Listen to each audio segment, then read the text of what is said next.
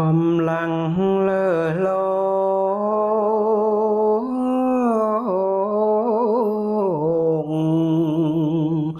មានច្រើ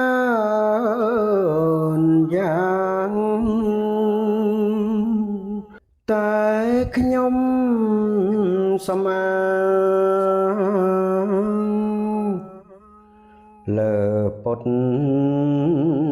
ដីកាកម្លាំងស្ត្រី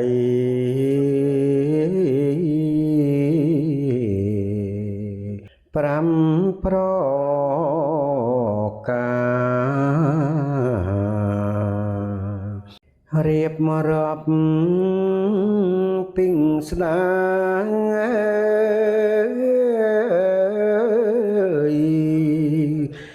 តាមលំអានកម្លាំងទី1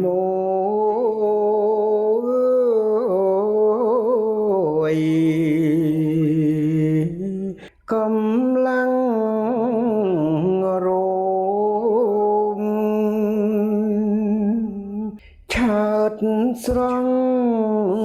រលូនរលងប្រាណធ្វើឲ្យទាំងភ្នែកប្រហកលយានដងចិត្តមិនបាន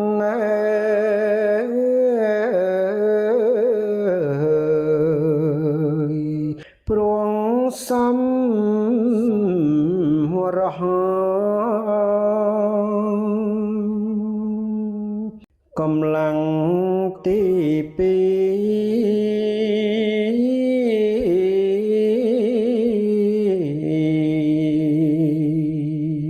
កម្លាំងទ្រព្យតិចច្រើ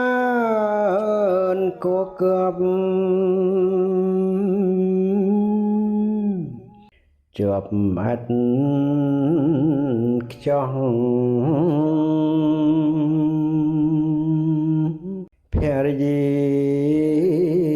អ្នកកាន់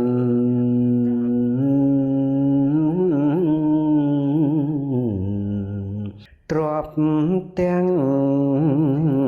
អង្គម្លងហើយសំយើង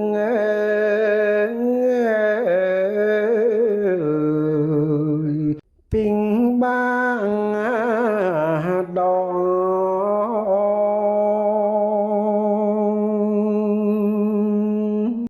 កម្លាំងទី3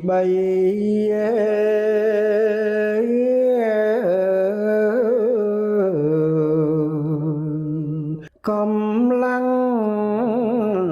ញាត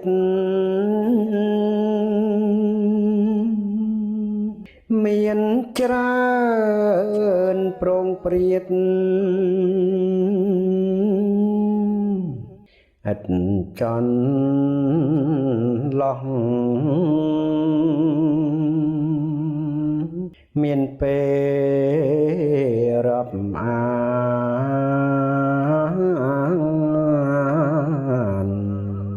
ដោយសន្ទដោះមិត្តភក្តិទាំងអង្គ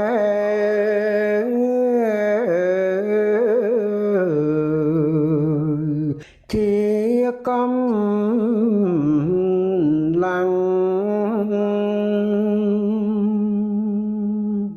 ម្លាំងទី4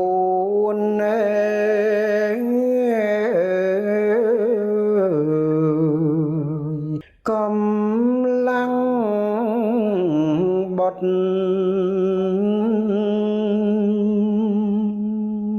ពីងសេង បំផុតអាចប្រឆាំងទប់នឹងស្វាមី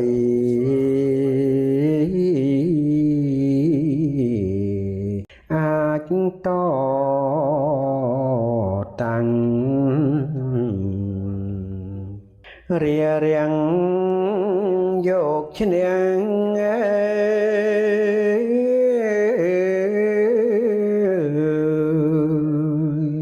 ទួងខ្លួនខុស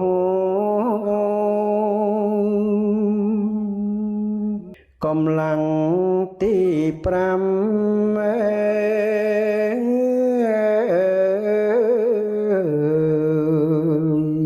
កម្លាំងសិល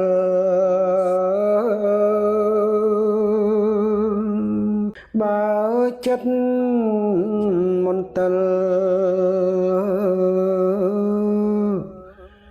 ខំប្រឹងដោះចូលវត្តរៀនធម៌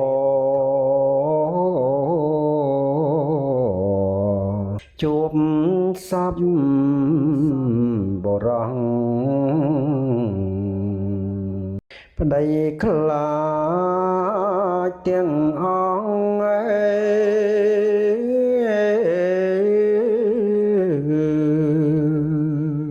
មិនហ៊ានស្ដី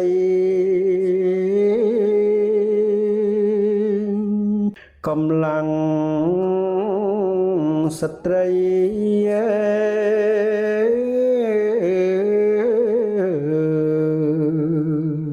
មាន5ពេតបើមិនប្រព្រឹត្តគ្រប់5អីមិនអាចសង្កត់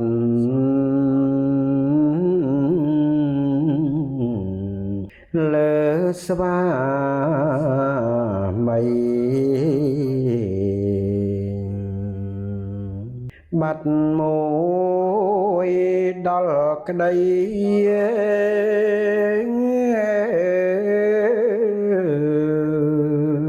អន្តាំងរាយ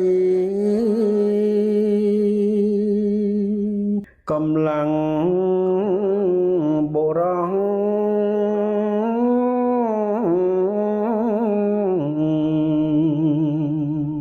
មានតែមួយគឺចេញ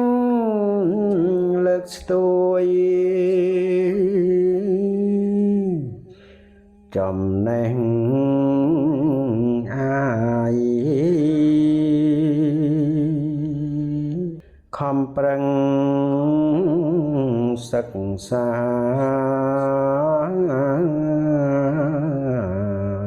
ថ្លាពន់រាយធ្វើខ្លួ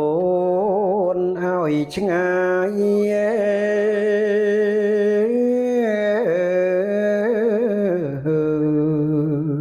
អង្គបាយមុខ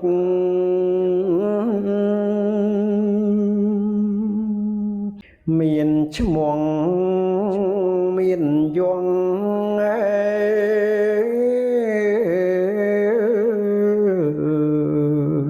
ក្នុងសង្គមញាតិប្រមូលផ្ដុំកោតស្ញប់ស្ញែងខ្លាចអំណាចប្រុស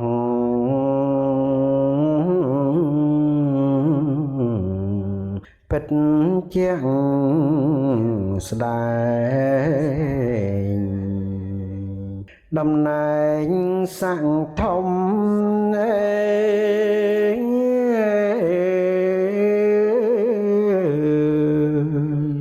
ក្របលើស្ត្រី